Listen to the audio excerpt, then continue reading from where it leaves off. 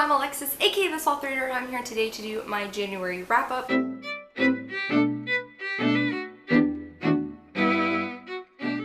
I read 7 books in the month of January. According to my bullet journal, my total pages amounted to 2,610 pages. I actually read 2 2018 releases this month, and then releases going all the way back to 2011. My ratings were all pretty good. I had 1 low-rated book, and then everything else I read was either a 4 or a 5, which I'm really happy with.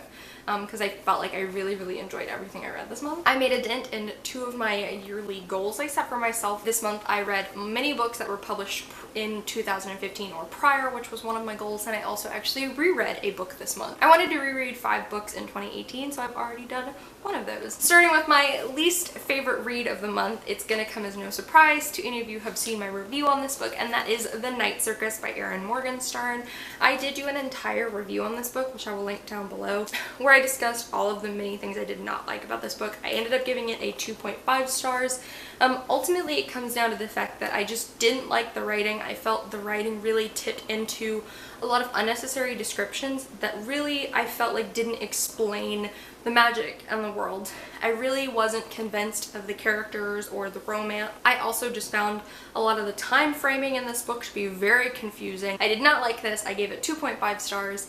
I don't really get the hype for this book, and based on a lot of the comments I got on my video, it doesn't seem like a lot of other people do either. The next couple of books I'm going to mention were all 4 stars, starting with Beneath the Sugary Sky by Seanan McGuire. This is the 3rd book in the Wayward Children series. The first book in the series is still my favorite, but this is equally my 2nd favorite, and you guys know I didn't love Down Among the Sticks and Bones. This actually follows a lot of the same characters from the first book. We get to follow Cade and Christopher again, who are 2 of my favorite characters in the first book, so I loved getting to see more of them. I also just found the pacing of the story and the writing in the story much more aligned with Every Heart a Doorway, which I really liked. I really enjoyed getting to see the characters again, but also the actual portal worlds themselves. I really liked getting able to see those. The reason I didn't give this a 5 stars is one really major thing to me that I feel like is a complaint other people have had with this book, and I would be inclined to agree. The main character, Cora, is plus sized, and it's an own voices representation, I believe, and I don't think the representation was problematic. I felt like a lot of the things Cora was describing I could relate to being plus sized myself. I felt like a lot of her emotions were very valid. You know, she talks about going into a room and feeling like the only thing people notice about her is being plus sized, and that is very realistic for me, for how I've felt in certain situations. I feel like the place where this dipped into being bad was that Cora mentions being plus sized on nearly every page, sometimes multiple times a page. It was just that Cora mentioned being plus sized, and in the book she uses the word fat. She talked about being fat on every single page, and it was almost like we as readers were constantly reminded Cora's fat, Cora's plus size, you know, fat again being the word used in text. We're constantly reminded, like, Cora's fat, Cora's fat, Cora's fat, because Cora herself constantly brings it up. And like, as somebody who's plus sized, it felt a little bad to constantly be like, okay, we get it, she's plus sized, she's mentioned it 50 times from now, like, we know that, can we just let her move on with the story? And it tipped into just being really relatable in the beginning to being a little frustrating in the second half, and so for that reason I couldn't give this book 5 stars. But I also think that might be a Seanan McGuire thing, where I feel like she picks these topics to talk about and then she doesn't know when to stop talking about them, and that was one of my complaints about Down Among the Sticks and Bones, is that it felt really hammered in over and over again, and I felt like that was the same thing in this with Cora's feelings about being plus sized. So if that makes sense. I still think it was good. It's still, again, my 2nd favorite book in the series, but that was the one kind of a major issue I had with it. The next book I'm going to mention is one I also feel like I kind of maybe have an unpopular opinion on, and that is Ruin and Rising by Leigh Bardugo. This is the 3rd book in the Shadow and Bone trilogy, and I gave this 4 stars. I actually quite liked it. I want to mention 2 things that I think really affected my rating. The first is that I knew how this ended. Because I'm very late to reading this series, I had already been spoiled on a lot of the major things that happened in the ending. And so the entire time I was reading this series, I knew how it was going to end. I knew what was going to happen in the ending. And so I don't feel like I was as disappointed and let down by the ending as I think a lot of other people were when they read it. When it like had first come out and everybody was like, wait, that's how it ends. Knowing how it ended, I think, saved me from that disappointment. And the other thing is that I went into this with really low expectations because so many other people really disliked this book.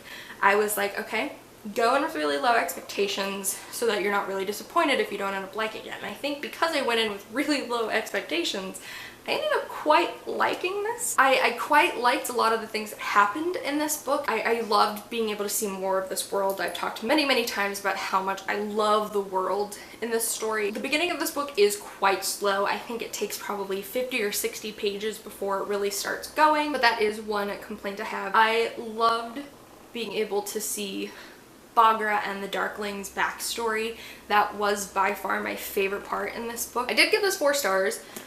It's still not my favorite book in the series. I still think the first one is my favorite, but I was not as disappointed in this finale as so many other people were. The next book I got was an ARC I was sent by Sourcebooks Fire, The Heart Forger by Ren Chepeko. I finished this on the last day of the month.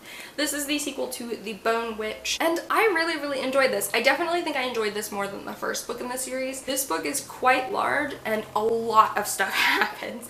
There is so much that happens in this book. Like, I feel like I was going like having a whirlwind of emotions this entire book because so many things were constantly happening. I gave it 4 stars because I don't feel like everything that happened was fully necessary. There were a couple of things I definitely could have cut out. In particular, there are 2 characters and there's like a romance, and these 2 characters have the exact same conversation probably 30 times. Every conversation these characters have in between pages 100 and the end of the book are pretty much the exact same conversation, and I felt like that was a lot of wasted time, a lot of wasted pages, especially because like I don't feel like it did anything to further their characters or the romance or the development. So I do feel like some of the stuff in this book did get a little redundant. Some of it felt pretty unnecessary, but I really liked being able to see more of the world and more of the culture that is in the world. I really liked getting to see T's character as she kind of grows, and in the parts that are told in the future as she's looking back, being able to see like how she becomes a villain per se. There are a couple of queer side characters that I kind of got a little invested in, I will admit. There is a female-female romance in here. Again, it's a side thing. It's really not major at all. I want to bring that up. Like, that's pretty minor part of as much as that is in here. And then there is hints that a male-male romance will happen. One of the characters in that being one of my favorite characters in this series. So I'm really intrigued to see how that's handled in the future, and also just how this character is handled in the future in general because I love him. But overall, I thought this was a really good sequel. I really enjoyed it. I feel like a lot of people thought The Bone Witch was really slow. I would urge you to read this if you thought that was the case, because I don't feel like there's anything slow about this book because things were constantly happening. It was non-stop action. So I would highly recommend you read The Bone Witch, and I would highly recommend you read The Heart Forger, even if you didn't per se like The Bone Witch, because I think this is just a really good sequel. The next book I want to mention was my reread for the month. It was another book I listened to on audiobook, and that was Simon vs. the Homo Sapiens Agenda by Becky Albertalli. I decided to reread this so that when the movie came out I would be really refreshed, because I hadn't read this in quite a few years, and I really enjoyed it. My original rating was 5 stars. I think I'm gonna stick with that. Upon rereading this, I felt like there were a couple of things I got out of it that I didn't necessarily get out of it the first time. The first being that Simon's high school experience and like the things about his high school in particular, like his describing homecoming and his describing theater and stuff, really reminded me of my own personal high school experience. And I don't know if that's like an American South thing, but I really enjoyed being able to read this again and be like, holy crap, like I did that when I was in high school, you know? So I really liked that. I want to mention too, upon rereading it, there were many more times I feel like I was frustrated with the characters. There were a lot of times Simon and Leah in particular would do things and I would get really frustrated with them with the way that they were behaving or the things that they were deciding to do, I would get frustrated. I would be like, why are you acting this way? You know, why are you behaving this way? And even knowing like their motivations and stuff, it was still pretty frustrating. But I don't think that's a detriment to the story, because I feel like that's how teens act.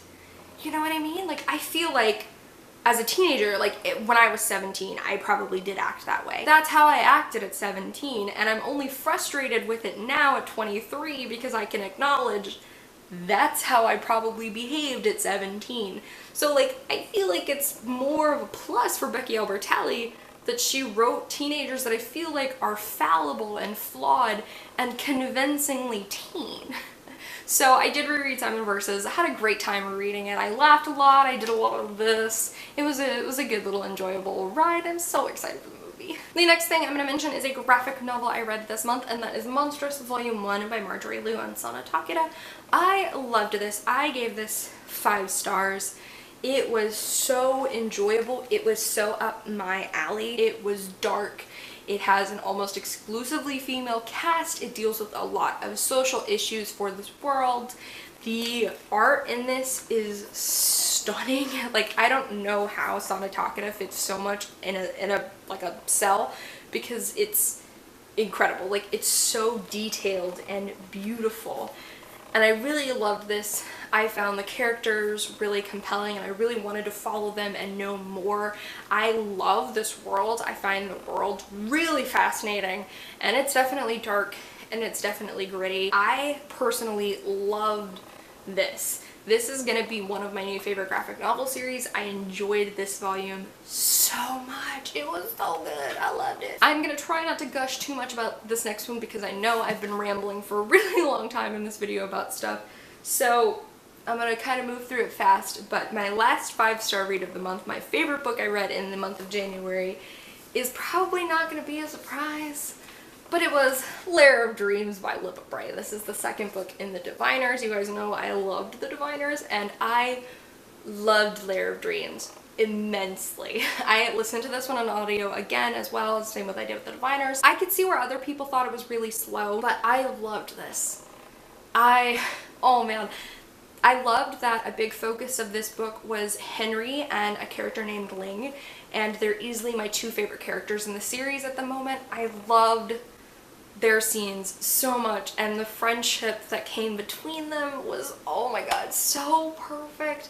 But I also immensely enjoyed Theta's chapters, Memphis's chapters, and Evie's and Sam's, and I really love how diverse this cast is and how they all come from such different backgrounds, and how these backgrounds, you know, affect them and their relationship. Oh, I love this book so much. Like, I gave this one 5 stars. I originally gave the Diviners 4.5 stars, but I think I'm gonna go back and change that to a 5 because I loved this series. I think this is gonna be one of my top 5 favorite series, to be honest with you.